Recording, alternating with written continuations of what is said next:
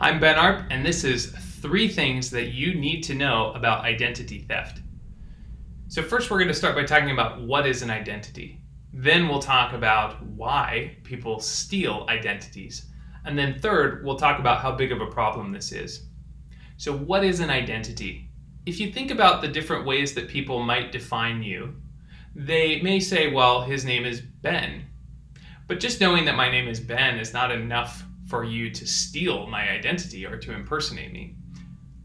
You may know that my address is a specific street number or a specific location, but I live in an apartment building with hundreds of other people, so that alone isn't enough for you to identify me. You might know that I have a Gmail email address, but again, that alone is not enough for you to steal my identity. But when you start to combine these different factors, if you know my email address, if you know my physical address, you know my full name, and maybe you know something like my social security number or my date of birth, suddenly you have enough information to go to an institution and convince them that you are me. And that is what identity theft is all about. It's about combining enough pieces of information so that you can pretend to be someone that you're not. So why would somebody want to steal someone else's identity? Well, it's typically not because they think you're really cool, and it's also not because they hate you. The reason that someone would steal your identity is so that they can get money for themselves.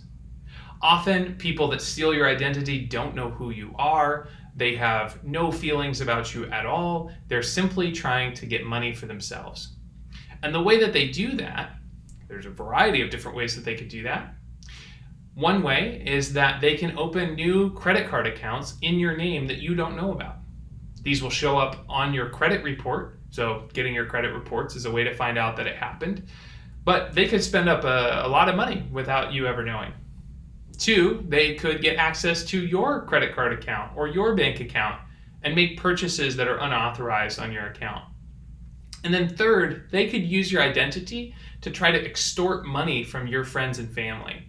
So they could send an email to your grandma and say, "Hi grandma, it's Ben. I'm stuck in Tijuana, Mexico, and they're holding me captive and I need $1,000 from you sent to this PayPal address. Thanks."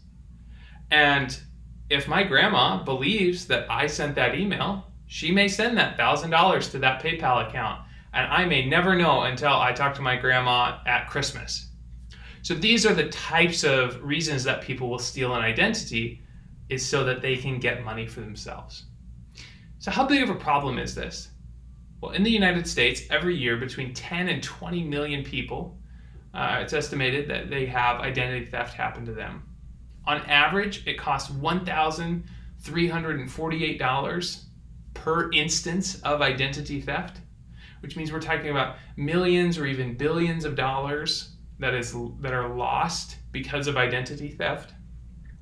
And this becomes more and more prevalent as we have our identities online.